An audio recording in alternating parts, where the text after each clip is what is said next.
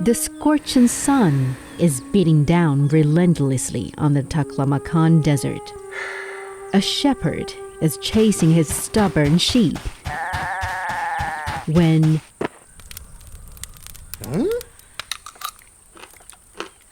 crunchy on the outside, soft and warm inside. Yummy.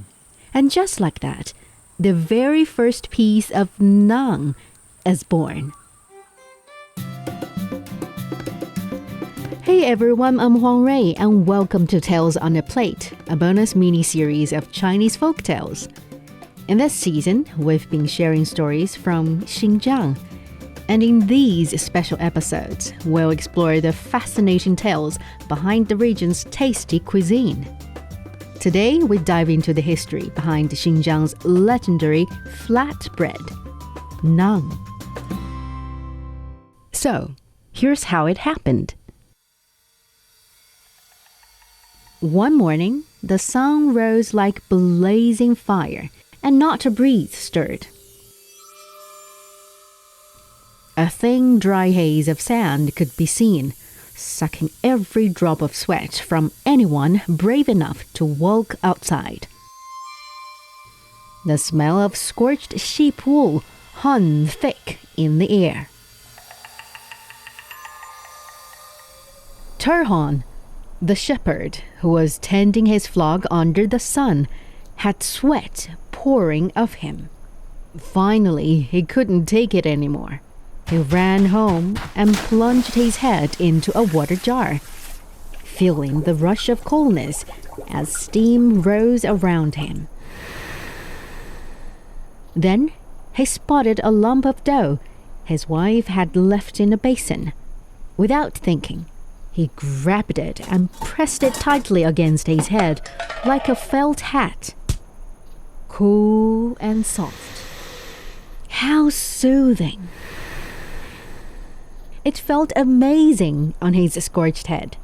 But before long, he remembered his sheep were still outside. Back out on the dusty ground under the blazing sun, Turhong trudged toward his flock. Somehow, a mouth-watering aroma followed him. He searched around, but didn't see any food. Not paying attention to where he was going, his foot caught on a branch of red willow, and he almost fell. The dough hat slipped from his head and landed on the ground, breaking into pieces. That's where the aroma came from. He picked up a piece and tasted. It was crunchy on the outside, soft and chewy inside, absolutely delicious with the light fragrance of wheat. What a novel way of cooking bread! But the sun doesn't always shine. On cloudy days or snowy winters, people couldn't enjoy this treat. Turhong had an idea. He dug a large pit in his yard, plastered the walls with clay, and lit red willow charcoal in the center. When the coals glowed red, he pressed flat dough pieces onto the walls inside. Within minutes, the aroma of fresh naan could fill the air. Baked this way, the naan tasted even better than bread baked under the sun. And just like that, Turhong's accidental discovery became the recipe for the beloved flatbread we now know as naan. Of course, that's just a folktale. The naan people eat today is far tastier than poor Turhong's version.